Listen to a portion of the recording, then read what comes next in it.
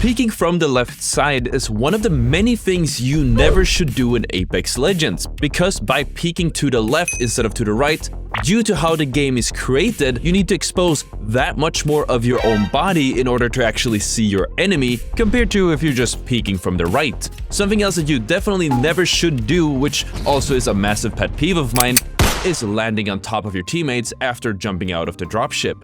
If you aren't the jump master, it is your duty to make sure to split off the jump master and to find your own pocket of loot, because if you land on top of your jump master or within their area of your point of interest when you are uncontested, this means that none of you will have enough loot, you'll waste each other's time, and it is safe to say that the jump master will hate you. Other than that, there is something else that is guaranteed to get you killed if you keep doing it. So never pick up a weapon and then immediately swap or holster it afterwards without letting it finish the first pickup animation. Every weapon needs to go through this animation in order to work, and if you don't let the animation play the first time that you do pick it up, it will get you killed later in the game. Speaking of which, if things do go bad, and yeah, they occasionally will, never give up. This might sound a bit cheesy, but almost all games have some way to come back, and Apex is by no means any different. But what makes Apex actually a little bit different than a lot of its competitors is that depending on the situation, giving up might actually worsen your team's odds of surviving and thus winning.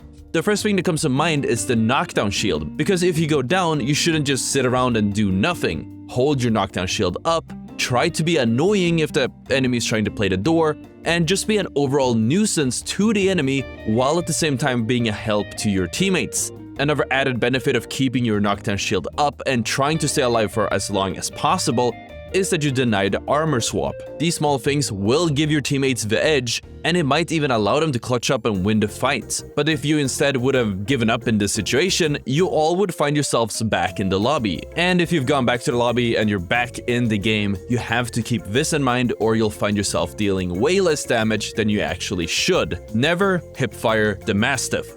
Obviously, most guns will benefit from aiming down sights, but the choke and thus the bullet spread of the Mastiff is completely different whether you aim down sights or you hipfire, and due to its very wide horizontal spread, you're guaranteed to deal a measly 11 damage if you decide to go for a hipfire when you should have aimed down sights.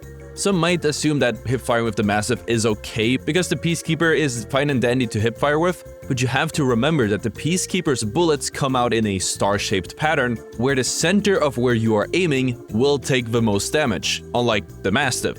And if you for whatever reason don't heed my advice and get yourself killed on account of not doing enough damage, never spam your pings. I know it might jostle your teammates and wake them up from their drowsiness, but more often than not, spamming your pings does nothing but make them instinctively, mute you out and ignore any vital information that you may be communicating. The only time spamming a ping, like the enemy ping, is allowed is if you are knocked and the enemy is trying to do a finisher on you. Because by now we all know what that means, right? And of course, this next one is kind of common, but it still just hurts my heart every time I see it. Never play a legend or use a weapon just because your favorite streamer does it. I get it. Your favorite streamer is way better than you are, and most likely they're better than I am. But that doesn't mean that your favorite streamer always is right. But more importantly, they may be playing a specific legend, a specific weapon or combination, not because they're objectively the better choice, but rather because that pick might be better overall for the situation that the streamer will find themselves in. There are some weapon choices that make more sense in a competitive environment, but they don't necessarily make as much sense in a more casual one, like choosing to run a Prowler in the ALGS versus in pubs. The same goes for playing the same legends or applying the same strategies, because just blindly copying pro-level strategies into your public matches or even in your ranked matches will do nothing but get you killed. Because believe it or not, more often than not, there is more to pro-level gameplay than simply taking Watson and sitting in a building for 20 minutes. And speaking of pros, while Imperial Hal might do it... Wow, you landed with another teammate and you still died before me. How is that fucking possible? You know why? Because you're fucking dog shit at the fucking game! You definitely should never flame your random teammates or any teammates at all in the text chat. It's a pretty crappy thing to spread negativity for no reason, but even worse, using the text chat leaves a paper trail and it will get you banned. So if you want to be toxic to anyone on your team, make sure to stick to using the voice chat because that is completely unmonitored. Never spend actual money on any of the skins in the game. I can see how you want to look cool, in which case, fair play, but in most cases the cool looking items that you buy actually give you a disadvantage.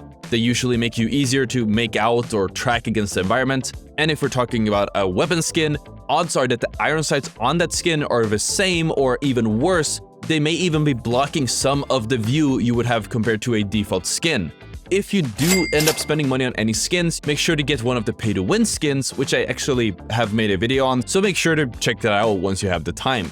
That being said, never just queue up and walk away from the screen, or close the game while doing something else, like, watching the pay-to-win skins video. Odds are that you might get caught up doing something else, and you get a random legend, you drop into a random spot, and your teammates are forced to play a 2v3 or something worse. Just be mindful before queuing up, really. After that, something that hits close to home is that you should never play Seer in pubs. Now, this isn't an actual tip or anything, I just really don't want to see Seer in the game at all, let alone in public casual lobbies. So for an additional actual tip, if you choose to drop hot, never drop in the same exact spot as for other teams. Look around when you are dropping, and if you do see lots of people going your way, take a second and change your direction to land on a separate uncontested pocket of loot instead. You can still drop in the same POI, just not in the specific spot as everyone else. This will give you much higher odds of survival, and most importantly, the higher odds of having a good time. And of course, speaking of having a good time, if you do not keep this in mind, you guarantee that you won't. If you play Olympus, never enter the Fight Night ring, no matter whether a full team is inside of it waiting for you or not. At best, they will play ball with you and have some fun for a little while, but if you start winning your fight, they'll just run away and waste everybody's time. Not to mention, the Fight Night ring is placed on a pretty unfavorable place on the map alongside a lot of rotational paths, inviting so many teams to come third party you if the fight takes a little bit too long. And speaking of rotations, you should definitely remember that if you are rotating into a map, be very careful when using a trident. Never stay in the open while riding a trident if you know that enemy teams are around, and if you're heading into an area that you know there potentially are a lot of teams, consider getting off the trident in a safe place and do the last part of the rotation by foot. Otherwise, odds are you and your teammates end up getting beamed on the trident and you end up looking like an idiot. Speaking of Stormpoint, on Stormpoint, never make the mistake of dropping outside of any of the hot drops where all the other teams go. You are actually guaranteeing a whole game of not seeing a single enemy and having a really boring time. Make sure to drop at least somewhat nearby to enemy teams so you can join in on the fun as well. Unless you want to loot the whole game, but what's the point of that? And of course, when it comes to staying disciplined and having fun, you have to keep this in mind if you use sniper rifles. Because if you have a sniper or marksman weapon, never peek or challenge somebody who has a Kraber, because you're just asking to get your head taken off. Not that this doesn't apply to any other weapon or position in general, but counter-sniping enemies with a Kraber is just so easy. And if you do run marksman weapons a lot, it might seem like a good idea to go away from keyboard just to grind those mastery points up. But you should never feel like you need to go AFK and camp in a corner with your weapon out just to hit the weapon mastery. While yes, you do get some points from just holding the gun and getting some playtime in, you get the most points from doing damage and getting kills. So what's the point in rushing it through something that you probably don't even enjoy doing? Relax, take your time. And of course, you have to keep this next tip in mind if you want to avoid getting beamed. Never zipline straight up into high ground if you know that an enemy is there, because you will turn into the easiest kill of their whole game. In the same vein, never place an evac tower and take it if enemies are nearby. Just like with the zipline, it will make you a very easy target. And of course, while we are at the subject of rotational abilities, absolutely never, under any circumstances, should you follow an enemy through a portal, because at best, they're expecting you to come out of it and give them a free kill, and at worst... 100...